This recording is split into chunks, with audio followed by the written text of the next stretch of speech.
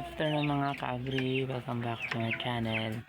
Ngayon then matagal-tagal na akong hindi nakapag-upload ng videos.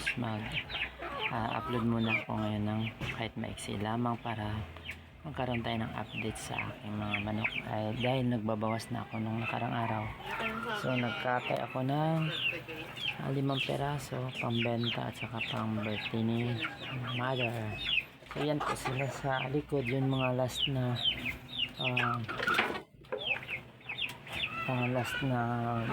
hats ko. Malaki na siya, mga 4 months na yan. So shampoo yan, ayan last batch na kasi iyan po ang ating mga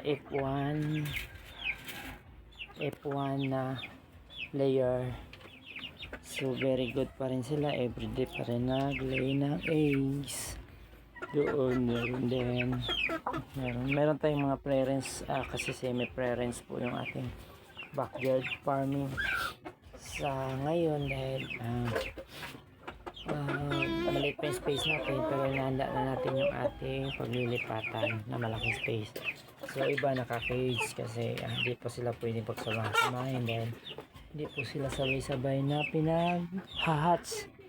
So dahil nga maliit pa yung ating preference backyard farming, hindi sila sabay-sabay na lumaki.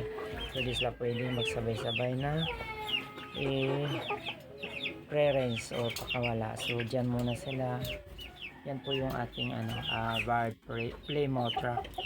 So that is male and then female. First female. Yan.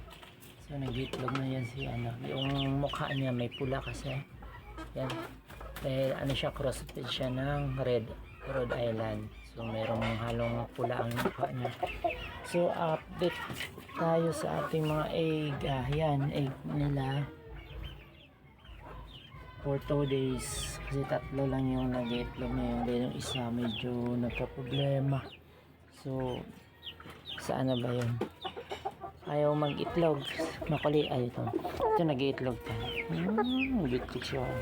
Ito yung masipag mag-itlog, malalaki yung itlog kasi F1. So yan, ito po yung kulit ko pa rin nag-iitlog, ha?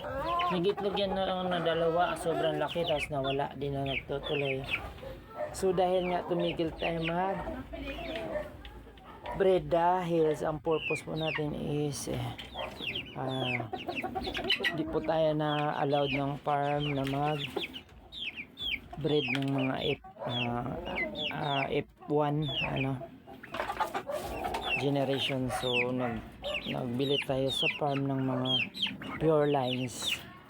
So kahit medyo may kamahalan, quality naman sila. So this is going to 2 months. So mga 1 month and a half pa siguro sila kasi pinuha ko to ng 28. So ngayon sa 28 pa to magto 2 months. So pero malaki na sila. Yun po ay breed ng D102 from Dominant Asia farm genetics. So dan ay pag dominant 102, ibig sabihin ay red ang male then ang babae ay white. So pag nag breed tayo dyan is matic auto-sexable. Ang lalabas na kulay na puti is automatic female, then pag red ang kulay male. So nakuha natin to kahit medyo may kamahalan para tuloy-tuloy yung ating pag-breed ng ating dominant heritage chicken. So meron tayong isang UD109 doon. So medyo na-stress kasi mainit ngayon hapon, nanunuka, pero okay naman yan sila. So so far yung po ating update sa ating bagong sistema ng ating backyard farming na hindi na po tayo magbe-breed ng F1. So magbe-breed tayo ng pure lines.